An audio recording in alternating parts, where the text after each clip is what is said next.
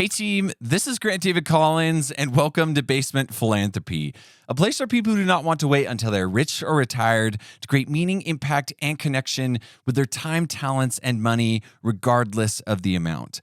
On this episode, we're going to be talking about the giving gap, so let's get started.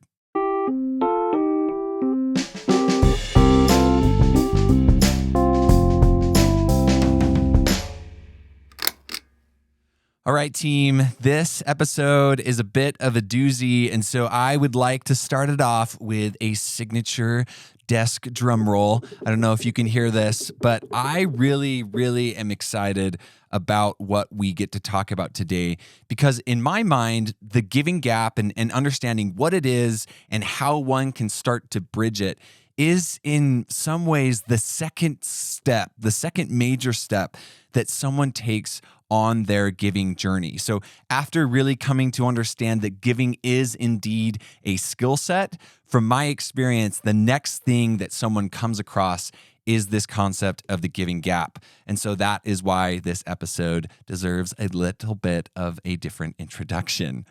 But, before we get into this podcast, deep into the podcast, I want to step back and give us a shared definition of the giving gap so that we're really all on the same page walking into this episode.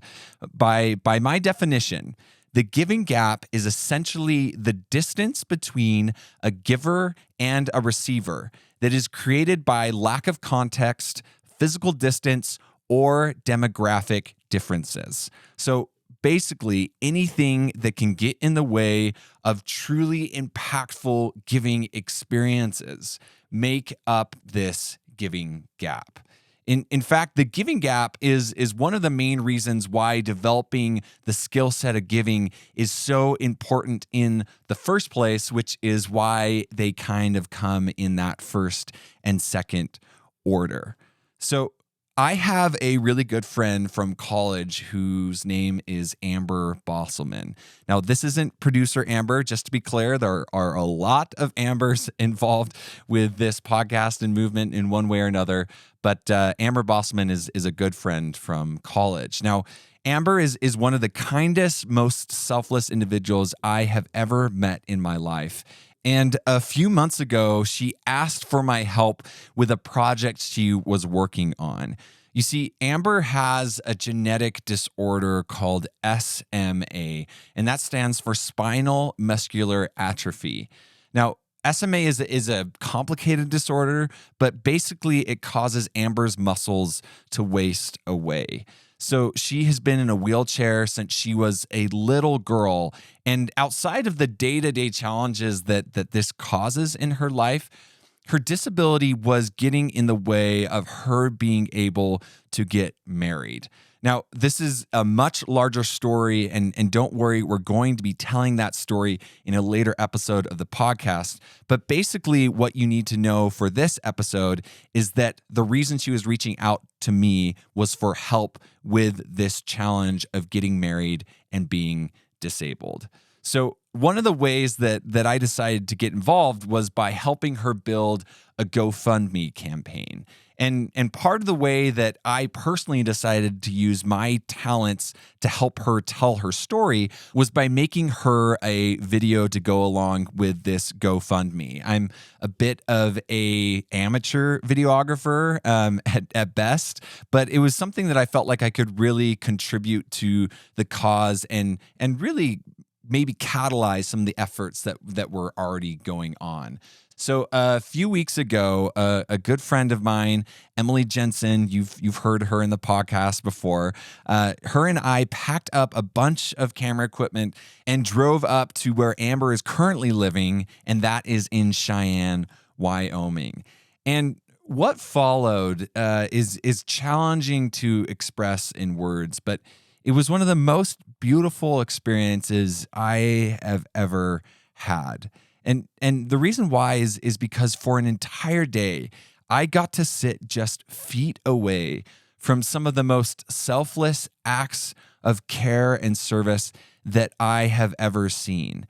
And it was so moving that each time that I attempted to edit the video, I would get fairly emotional, which has never really happened to me while I've been involved with other video projects. And I think that the reason why this experience has become such a core giving experience for me is because I got to be so close to the context of the giving that I was contributing to. Like in a real way, I got to experience what was happening and why Amber needed the help that she was asking for. In some ways, I was able to cross this giving gap that we started to define earlier in this podcast. But as beautiful as that experience was for me, I started to see the giving gap show up firsthand. And that's because as soon as I left Cheyenne, my ability to tell Amber's story became increasingly hard. Like it wasn't because I necessarily forgot my experience with Amber, but I started to realize that I couldn't really ever fully craft a video that would express what I had just experienced in the way that I wanted it to. There was so much that I had to cut out of the video, the end product. And while I'm really proud of what we produced, it's really barely a snapshot of my full experience. And things got even worse when I tried to explain it to people by just using my words, kind of similar to what is happening right now. It was kind of like I was standing on an island with Amber, watching this gap of giving grow all around us. Or maybe a better way of saying it is that I had finally, in some way, joined Amber on her island. And it was really a strange experience. And I think in some ways, it's why it's taken me so long to talk about it on this podcast. I've just barely been able to find some of the words and the language to speak into what I felt. And this is the main challenge of the giving gap. The farther we are away from the cause or the person in need, the harder it becomes to feel a part of and create a meaningful difference. And I see this as being the case for three main reasons. The first reason is that it's hard to get outside of our own world. As human beings, our brains prioritize and normalize in some ways our as-lived experiences of life. So while we hear about devastating challenges outside of our world, of our life, it is difficult to create enough space in our lives to care and to do something about these challenges that we see.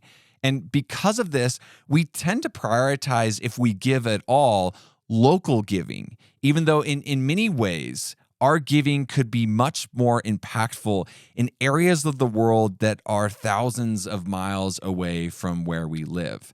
And all of us would go out of our way to save a child if they were suffering on our street corner. Like, I don't know anybody that wouldn't. But the irony is that the internet has provided us with a way to do that in so many different ways and cross so many different distances. But most of us never even consider doing it, including myself. The second reason is that we don't perceive ourselves as mattering. We've talked about this a lot on the podcast, but just to revisit it for just a second, if we can get to a spot of being able to see the needs around us, like what we talked about in the point number one, we don't necessarily believe that we can do very much with our limited resources. We've been told by companies and by cultures that, you really don't matter too much and you're really missing a lot more than you have. And so basically, like, why even show up? And the third reason is that we're missing crucial context. And part of what makes up this gap is missing knowledge and context around the actual problem at hand. Like, it's easy to try and solve things in our way, But this can often lead to solutions that are out of context and therefore very ineffective at best and destructive at worst. It takes a lot of work to bridge this context gap, especially from a distance, and so that is often neglected. So if you've listened to those three challenges, why the giving gap is so challenging and really gets in the way of our giving, and you feel a little bit overwhelmed, like you're definitely not alone. As I've worked through my process and as I've watched as other people have worked through theirs, like this is something that comes up time and time again. And you might be asking yourself if anything can be done to bridge this gap. And I wouldn't be making this episode or be involved in this space if there wasn't something to be done. And so in some ways you can rest a little bit easy as we go through the rest of this episode, because we're going to be getting to a solution or a way of approaching this giving gap that everyone that is listening can work through. And probably the most easy way, if that's even proper English, the easiest way, that's better. Probably the easiest way and most obvious way to actually shorten this giving gap is to shorten the physical distance between you and your giving. Similar to how I drove to Cheyenne to be closer to Amber, you could get physically closer to your giving. And this is one way why humanitarian trips are so popular. But there are some major issues and challenges that come up with this approach to bridging this giving gap. Travel, number one, is really expensive. So in most cases, you would actually make more of a difference by donating the money you would have spent on getting closer to your giving than you would on actually getting closer yourself, especially when it comes to trips abroad. The other challenge is that consistency is really key in bridging this giving gap. So even if you were able to spend a week or even a month near or close to one of these large, hairy issues, unless this is revisited with some frequency, the experience will just get mixed back into your life back at home and will lose a lot of its contextual value because things change fairly quickly. And while you can partner with organizations that have infrastructure in place to help bridge this, you still need this knowledge in order to make a good choice in your partnership selection. So if bridging the gap physically isn't always practical or even very helpful, what can we do? What is this reachable solution that I was speaking into? You see, there is another way to shorten the distance, and that is by bridging the gap not with an airplane, but with reachable experiences in your community. Now, you might be asking yourself, what the heck, Grant? Like, didn't you just say that we should be looking outside of our own worlds to give? And I certainly did. And what you'll see if you just stick with me in this podcast is that if you are intentional with creating good in your community, it can literally begin to span the thousands of miles needed to bridge this gap, and there are no airfares or carry-ons required in this particular journey. Now, much of the way that we perceive our world around us comes from personal experiences that we have within that world. So a way to begin to bridge this gap, and not completely bridge it, but to begin to step into it, is to expose ourselves to experiences in the same vein as the broader global issues that we're interested in having an impact in, but in a way that is reachable, that everyday people like you and me can start to be around. Let me illustrate with 3 different examples. 3 apparently is the lucky number today. So if you think about it, you could get involved with local food insecurity to help you understand widespread hunger across the world. Or you could get involved with refugees within your community to better understand the global refugee crisis. Or if there are disabilities in your sphere of influence, you could start to understand the worldwide disability disparity by getting involved with those disabilities within something that you can reach. So having this intention with your local giving, things that you can reach, can begin to give you the context and the exposure that you need to begin to attack these larger issues. In some ways, you're able to hit two birds with one stone by doing this. Like, you can help locally while preparing to have a broader impact in areas where your resources can make much more of an impact. And one thing that you're going to start to discover in your work around the giving gap is that it's not the only obstacle at play. In some ways, it is really our own focus on ourselves that does not allow us to see clearly the world around us. And this might be one of the greatest gifts of this whole cycle as we look to attack and shorten this giving gap. We get a chance to transcend ourselves. And if we can begin to do this, the giving gap automatically becomes smaller and smaller. It's relatively easy to look at all the big problems in the world around us and feel powerless to do anything about them. I know that I have felt that way and continue to have moments that I feel that way. But the truth of local impact is that it is the first step in creating global impact. By starting small with an intention to grow tall, we've used those words before in the podcast, we can bridge this giving gap and really have a major impact on this world. And a few weeks ago, I did just that with one of the three examples that I shared. This example of getting involved with the disability community in where I live to start to understand this broader context that so many in the world faced on a day-to-day experience. There is a nonprofit near me called Kids on the Move, and they provide a lot of different resources and programs to kids in my community in the Utah area. And one of those things that they provide is this service called Respite.